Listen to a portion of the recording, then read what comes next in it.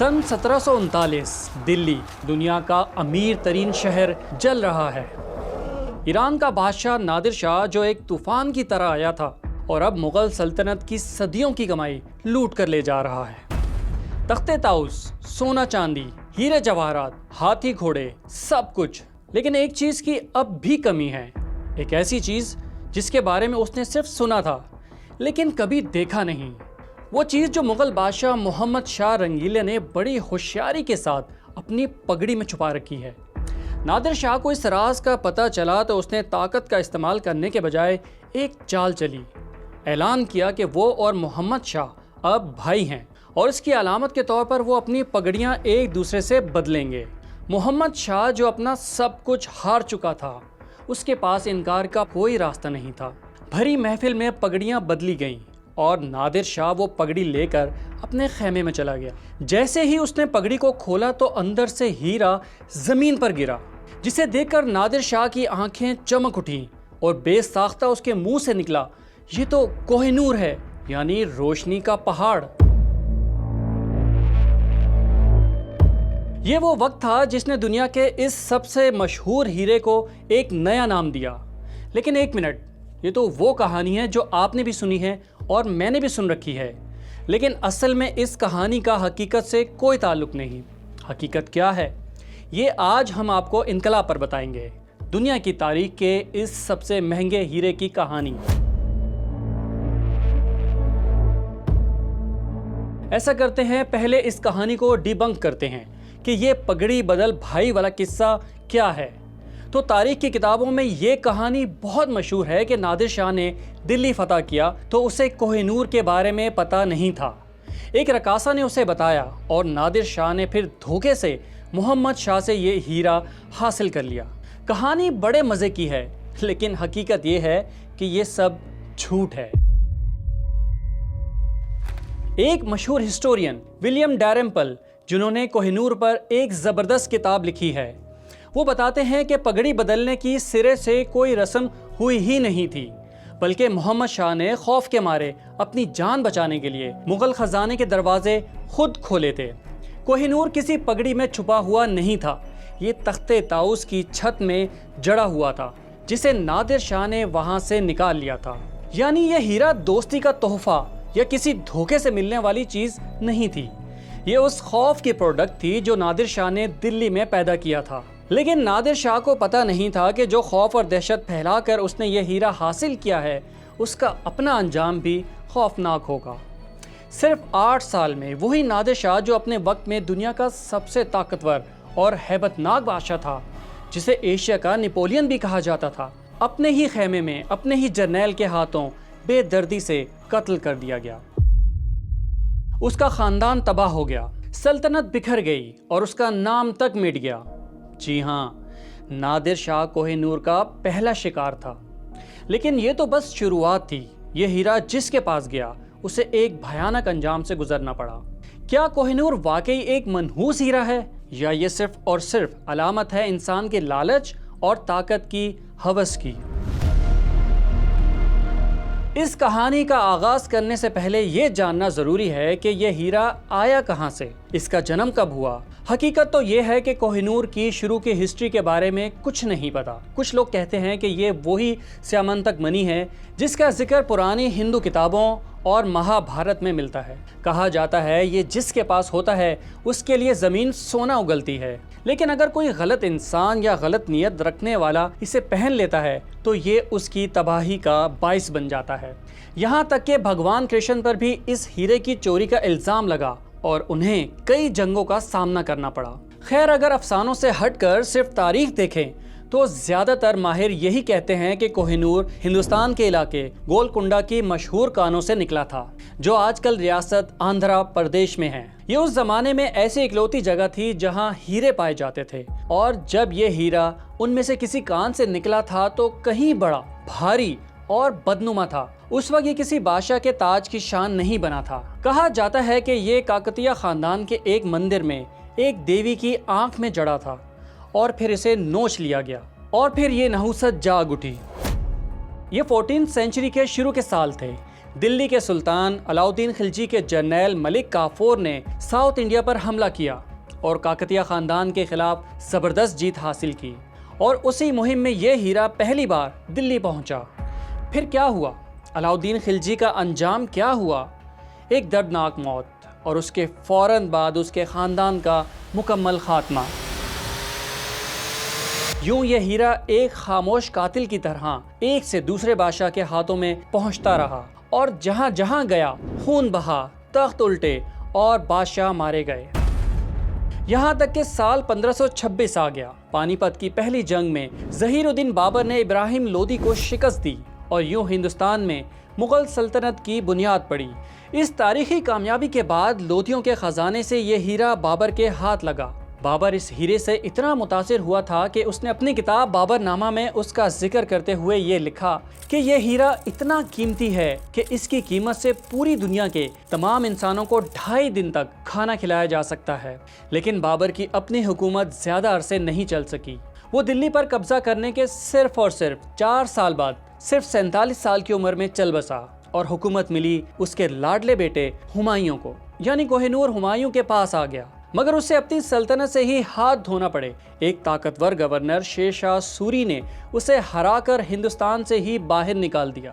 وہ برسوں تک ایران میں چھپا رہا اور 15 سال در بدر رہنے کے بعد بالآخر شیر شاہ کے مرنے کے بعد اپنی حکومت واپس لے پایا۔ کہتے ہیں اپنی حکومت کے خاتمے اور جلا وطنی کے دوران اس نے سب کو چھوڑ دیا، لیکن ایک چیز ایسی تھی جسے اس نے ہمیشہ اپنے پاس رکھا، جی ہاں، کوہ نور۔ اور یہی ہیرا بعد میں مغل شان و شوکت کی سب سے بڑی علامت بنا۔ یہ دنیا کے امیر ترین بادشاہ کے بنائے گئے دنیا کے مہنگے ترین تخت کی شان بنا، اور پھر یہی تخت مغل سلطنت کے زوال کی بنیاد بنا۔ لیکن کیسے؟ آئیں تخت طاؤس کی کہانی جانتے ہیں۔ مغل امپائر دنیا بھر کی دولت اور طاقت کا سمبل تھی، ایسی پاور جس کی کوئی مثال نہیں تھی۔ اس کی شان و شوکت کو عروج پر پہنچایا ہمایوں کے پوتے شاہ جہاں نے، تاج محل بنانے والا، حسن اور دولت کا دیوانہ بادشاہ۔ شاہ جہاں کو ہیرے جواہرات کا بھی بڑا شوق تھا، بلکہ سمجھیں جنون تھا۔ وہ گھنٹوں بیٹھ کر ہیروں کو دیکھتا رہتا، ان کی جانچ پڑتال کرتا، اور انہی ہیروں میں وہ ہیرا بھی تھا جو سب سے بڑا، سب سے بھاری تھا، لیکن اس کا ابھی تک کوئی نام نہیں تھا۔ شاہ جہاں نے فیصلہ کیا کہ اسے ایک ایسی جگہ سجائیں گے کہ یہ پوری دنیا کو نظر آئے۔ پھر اس نے بنوایا تخت طاؤس، جسے انگریزی میں کہا جاتا ہے دی پیکاک تھرون۔ یہ کوئی معمولی سنگھاسن نہیں تھا، بلکہ اربوں ڈالر کا خزانہ تھا۔ 1000 کلو سونے اور ہزاروں قیمتی ہیرے اور جواہرات سے بنا ہوا ایک تخت، جس کے بالکل اوپر مور کے سر کے پاس وہ ہیرا لگا ہوا تھا جسے دیکھ کر آنکھیں چندیا جاتی تھیں۔ سمجھیں یہ ہیرا مغل سلطنت کے عروج کی علامت تھا، ان کی پاور کا سمبل تھا۔ جب بادشاہ اس تخت پر بیٹھتا تو وہ ہیرا اس کے سر پر چمکتا، جیسے اسے خدا کی طرف سے حکومت کرنے کا حق ملا ہو۔ شاہ جہاں نے تخت طاؤس بنوایا اور کچھ ہی سال بعد بیمار پڑ گیا، اور پھر اس کے بیٹوں میں وہ خونی جنگ ہوئی جس نے مغل سلطنت کو ہلا کر رکھ دیا، یہاں تک کہ شاہ جہاں کے کئی بیٹے مارے گئے، اور ایک بیٹے اورنگزیب نے دارالحکومت پر قبضہ کر کے باپ کو قید کر دیا۔ وہی بادشاہ جو ہیروں کے تخت پر بیٹھتا تھا، اس نے زندگی کے آخری 8 سال قید میں گزارے، اور اب اورنگزیب بادشاہ تھا۔ ہیرا اس کے پاس تھا اور وہ اس سے بالکل خوش نہیں تھا۔ اورنگزیب کو لگتا تھا کہ اس ہیرے کی چمک دمک بہت کم ہے اور اس میں کئی خرابیاں بھی ہیں۔ ولیم ڈیرمپل کے مطابق اصل ہیرے کے بیچ میں ایک چھوٹا سا پیلا دھبا تھا جسے مغل جوہری کیڑا کہتے تھے۔ اس خرابی کو چھپانے کے لیے ہیرے کو تخت طاؤس میں ایک خاص اینگل سے لگایا جاتا تھا تاکہ روشنی صرف اس کے صاف حصوں سے ہی ریفلیکٹ ہو۔ یہاں ایک کہانی مشہور ہے کہ اورنگزیب نے ایک اٹالین جیولر آرٹینسو بورجیا کو بلایا اور اسے حکم دیا کہ اس ہیرے کو تراش کر مزید چمکدار بنائے۔ تھا تو وہ اٹالین، لیکن حقیقت یہ ہے کہ وہ بالکل اناڑی ثابت ہوا۔ اس نے ہیرے کو تراشنے کے بجائے اسے توڑ ہی دیا۔ اسے چمکانے کے لیے اتنا رگڑا کہ وزن 793 کیرات سے کم ہو کر صرف 186 کیرات رہ گیا، یعنی ہیرے کا 70% سے زیادہ حصہ ضائع ہو گیا۔ اورنگزیب غصے سے پاگل ہو گیا۔ اس نے بورجیا پر بھاری جرمانہ لگایا اور ذلیل کر کے دربار سے نکال دیا۔ لیکن کیا یہ واقعی حقیقت ہے؟ آج کے ہسٹورین اس کہانی کو نہیں مانتے۔ کہتے ہیں بورجیا نے ایک دوسرے ہیرے پر کام کیا تھا۔ وہ کوہ نور نہیں تھا بلکہ اورلوف ڈائمنڈ تھا، جو آج کل ماسکو میں ہے۔ بہرحال اگر یہ کہانی سچ ہے تو ہیرا چھوٹا ہونے کے ساتھ ہی مغلوں کے عروج کے دن بھی پورے ہو گئے۔ اورنگزیب کے بعد مغل امپائر بہت تیزی سے ٹوٹ پھوٹ کا شکار ہو گئی۔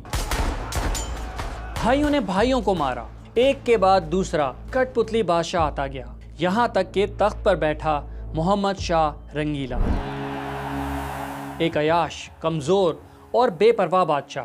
اسے حکومت سے زیادہ ناچ گانے اور اپنے ہیروں سے محبت تھی، اور اس کی کمزوری نے ہی نادر شاہ کو دعوت دی، جس نے 1739 میں دلی پر حملہ کیا، اسے لوٹا اور اس ہیرے کو، مغل امپائر کی شان و شوکت کو، کوہ نور کا نام دے کر ہمیشہ کے لیے ہندوستان سے لے گیا۔ یہ ہیرا تقریباً 200 سال مغلوں کے پاس رہا، جس دوران انہوں نے دنیا کی عظیم ترین امپائر بنائی اور پھر اپنا زوال بھی دیکھا۔ پہلے وہ ایران گیا، نادر شاہ کی حکومت کا خاتمہ کیا، اور پھر اس کا نیا ٹھکانہ بنا افغانستان۔ سن 1747 میں نادر شاہ کے قتل کے بعد اس کی فوج میں افراتفری پھیل گئی، اور اسی ہنگامے کے دور میں ایک افغان جنرل نے بڑی ہوشیاری کا کام کیا، جس کا نام تھا احمد شاہ ابدالی۔ اس نے نادر شاہ کے حرم کی حفاظت کی، بدلے میں ایک انعام حاصل کیا۔ وہ انعام کیا تھا؟ جی ہاں، نادر شاہ کا بازو بند، جس میں لگا ہوا تھا کوہ نور۔ احمد شاہ یہ ہیرا لے کر افغانستان آیا، اور یہاں اس نے درانی سلطنت کی بنیاد رکھی اور جدید افغانستان کا بانی بنا۔ لیکن اس کے ساتھ ہی کوہ نور کی نحوست بھی کابل پہنچ چکی تھی۔ احمد شاہ ابدالی ایک عظیم جنگجو تھا، لیکن اس کا انجام بڑا ہی دردناک ہوا۔ اس کے چہرے پر ایک ناسور نکلا، جس نے اس کی ناک اور چہرہ کھا لیا، اور وہ بڑی تکلیف دہ موت مرا۔ لیکن اصل قیامت ٹوٹی اس کے مرنے کے بعد۔ اس کے پوتوں کے درمیان تخت اور ہیرے کے لیے ایک ایسی خانہ جنگی ہوئی کہ پڑھ کر بندہ شرما جائے۔ شاہ زمان، شاہ محمود اور شاہ شجاع، 3 بھائی اور ایک ہیرا۔ سب سے پہلے شاہ زمان بادشاہ بنا۔ ہیرا اس کے پاس تھا، لیکن اس کے سوتیلے بھائی شاہ محمود نے بغاوت کر دی اور زمان کو ہرا کر اسے قید کر لیا، اور پھر اسے اندھا کروا دیا۔ لیکن اس واقعے سے پہلے ہی زمان شاہ نے کوہ نور کو قلعے کی دیوار میں سوراخ کر کے چھپا دیا۔ تیسرے بھائی شاہ شجاع نے محمود کو تخت سے ہٹایا اور اس پر قبضہ کر لیا، اور وہ ہیرا بھی دیوار سے نکال کر اسے فخر سے پہننا شروع کر دیا۔ ایک انگریز سیاح نے 1809 میں شاہ شجاع کو پشاور میں دربار میں دیکھا تھا۔ وہ لکھتے ہیں کہ اس کے بازو پر کوہ نور ایسے چمک رہا تھا جیسے سورج زمین پر اتر آیا ہو۔ لیکن شجاع کو یہ بات پتہ نہیں تھی کہ یہ سورج نہیں، آگ ہے، آگ۔ کچھ ہی مہینوں بعد شجاع کی حکومت کا بھی خاتمہ ہو گیا، اور محمود نے ایک بار پھر تخت پر قبضہ کر لیا۔ شجاع کو اپنی جان بچا کر بھاگنا پڑا۔ وہ بادشاہ جس کے پاس دنیا کا سب سے قیمتی ہیرا تھا، اب ایک بھکاری کی طرح در بدر کی ٹھوکریں کھا رہا تھا۔ اس کے پاس نہ فوج تھی، نہ تخت، نہ ملک، صرف 2 چیزیں تھیں، اس کی جان اور وہ ہیرا، جسے وہ چھپا کر اپنے ساتھ لیے پھر رہا تھا۔ اسے پتا تھا کہ یہ ہیرا ہی اس کی لائف انشورنس ہے، اور یہی اس کا ڈیتھ سرٹیفکیٹ بھی بن سکتا ہے۔ اور وہ کوہ نور اپنی اہلیہ وفا بیگم کے حوالے کر کر اسے لاہور چھوڑ کر چلا گیا، اس لیے تاکہ اپنے وفادار لوگوں کو جمع کرے اور اپنا تخت واپس حاصل کرے۔ لیکن ایک جگہ اسے پکڑ لیا گیا اور گورنر کشمیر عطا محمد خان کے حوالے کر دیا گیا، اور وہ کئی سال تک کشمیر کی جیل میں قید رہا۔ اسے رہا کروانے کے لیے وفا بیگم نے پنجاب کے مہاراجا رنجیت سنگھ کو آفر کی کہ اگر شاہ شجاع کو چھڑوا کر لائیں تو کوہ نور ان کو دے دیا جائے گا۔ رنجیت سنگھ نے ایک مہم کشمیر بھیجی اور شاہ شجاع کو وہاں سے رہا بھی کروا لیا۔ شاہ شجاع کی جان تو بچ چکی تھی، لیکن وہ بھول گیا تھا کہ وہ کس کے شہر میں ہے۔ یہ مہاراجا رنجیت سنگھ کا شہر تھا، لاہور۔ رنجیت سنگھ نے شاہ شجاع کو مبارک حویلی میں ٹھہرایا۔ بظاہر وہ مہمان تھے، لیکن حقیقت میں قیدی تھے، بلکہ یہ سمجھ لیں کہ یہ اغوا برائے تاوان کا کیس تھا، اور تاوان میں مانگا گیا تھا کوہ نور۔ شاہ شجاع اور وفا بیگم اتنی آسانی سے یہ ہیرا حوالے کرنے کو تیار نہیں تھے، اس لیے جب گھی سیدھی انگلی سے نہیں نکلا تو رنجیت سنگھ نے انگلی ٹیڑھی کرنے کا فیصلہ کر لیا۔ اس نے شاہ شجاع اور اس کے خاندان کا کھانا پینا بند کر دیا، انہیں حویلی میں قید کر دیا۔ پہرے سخت کر دیے، یہاں تک کہ اس کے بیٹے کو اس کی نظروں کے سامنے تشدد کا نشانہ بنایا جاتا۔ آخر وفا بیگم نے شوہر کی جان اور آزادی کے بدلے میں اور شجاع نے ایک معقول وظیفے اور جاگیر کے بدلے میں ہیرے کا سودا کر لیا۔ 1 جون 1813 کو شاہ شجاع نے کوہ نور رنجیت سنگھ کے حوالے کر دیا۔ کہتے ہیں کہ جاتے جاتے رنجیت سنگھ نے شاہ شجاع سے پوچھا، اس ہیرے کی قیمت کیا ہے؟ شاہ شجاع جو اس ہیرے کی وجہ سے بادشاہ بھی بنا اور بھکاری بھی، اس نے ایک تاریخی جواب دیا، کہا کہ اس کی قیمت ہے طاقت۔ میرے باپ دادا نے اسے تلوار کے زور پر حاصل کیا، میں نے اپنے بھائیوں سے اور تم نے مجھ سے اسے تلوار کے زور پر لیا، کل کوئی اور آئے گا جو تم سے تلوار کے زور پر اسے چھین لے گا۔ یہ ایک وارننگ تھی، ایک پیشگوئی تھی، لیکن رنجیت سنگھ کے ہاتھ میں کوہ نور تھا، اسے بھلا کسی کے کہنے کی کیا پرواہ ہوتی۔ کوہ نور پنجاب کے لیے سلطنت کی خود مختاری، طاقت اور فخر کا نشان بن گیا۔ رنجیت سنگھ اسے اپنے بازو پر باندھتا اور خاص موقعوں پر پہنتا، خصوصاً انگریزوں اور افغانوں کو دکھانے کے لیے کہ پنجاب کا اصل بادشاہ کون ہے۔ ایسا لگ رہا تھا شاید رنجیت سنگھ وہ پہلا بندہ ہے جو اس ہیرے کی نحوست سے بچ نکلا ہے، لیکن ایسا بالکل نہیں تھا۔ نحوست اپنے وقت کا انتظار کر رہی تھی، بس۔ 1835 میں رنجیت سنگھ پر فالج کا پہلا حملہ ہوا، اس کے جسم کا سیدھا حصہ متاثر ہوا، اور 1837 میں دوسرے حملے کے بعد تو وہ تقریباً معذور ہو گیا، یہاں تک کہ 1839 میں انتقال کر گیا۔ رنجیت سنگھ کے مرتے ہی پنجاب پر قیامت ٹوٹ پڑی۔ رنجیت سنگھ کے بعد صرف 4 سال میں 3 بادشاہ آئے اور مارے گئے۔ رنجیت کا بیٹا کھڑک سنگھ بڑے ہی پر اسرار انداز میں مارا گیا، کہا جاتا ہے اسے زہر دیا گیا تھا۔ اس کا بیٹا نونہال سنگھ اپنے باپ کی آخری رسومات سے واپس آ رہا تھا کہ قلعے کے دروازے پر ایک بھاری پتھر اس پر گر گیا اور وہ دب کر مر گیا۔ ایک اور بیٹا شیر سنگھ تخت پر بیٹھا، اسے اپنے ہی جرنیلوں نے قتل کر دیا۔ اور اس خون ریزی کے آخر میں تخت پر کون بیٹھا؟ جی ہاں، 5 سال کا بچہ دلیپ سنگھ، مہاراجہ رنجیت سنگھ کا سب سے چھوٹا بیٹا۔ اس کی ماں رانی جندہ اسے بچانے کی کوشش کر رہی تھی، لیکن ایک نیا شکاری میدان میں آ چکا تھا، برٹش ایسٹ انڈیا کمپنی۔ انگریزوں نے دیکھ لیا تھا کہ شیر مر چکا ہے اور اب پنجاب میں صرف گیدڑوں کا راج ہے، اور یہ بہترین موقع ہے 2 چیزیں حاصل کرنے کا، پنجاب کی زرخیز زمین اور وہ ہیرا کوہ نور۔ اور ایک بچے سے یہ ہیرا چھیننا بہت آسان تھا۔ انہوں نے پنجاب پر حملہ کر دیا اور 2 خونی جنگوں کے بعد سکھ فوج کو ہرا دیا۔ 29 مارچ 1849 کو ایک ایگریمنٹ ہوا۔ یہ ذلت آمیز معاہدہ جو لاہور ایگریمنٹ کہلاتا ہے، لارڈ ڈلہوزی نے تیار کیا تھا۔ اس کی کلاز نمبر 3 میں صاف لکھا تھا، وہ ہیرا جو کوہ نور کہلاتا ہے، مہاراجہ لاہور انگلستان کی ملکہ کو تحفے میں دیں گے۔ ذرا الفاظ پر غور کریں، تحفہ۔ یہ تحفہ نہیں تھا، یہ تاریخ کی سب سے بڑی قانونی ڈکیتی تھی۔ ہندوستان کا ہیرا اب برطانیہ کی ملکیت بن چکا تھا۔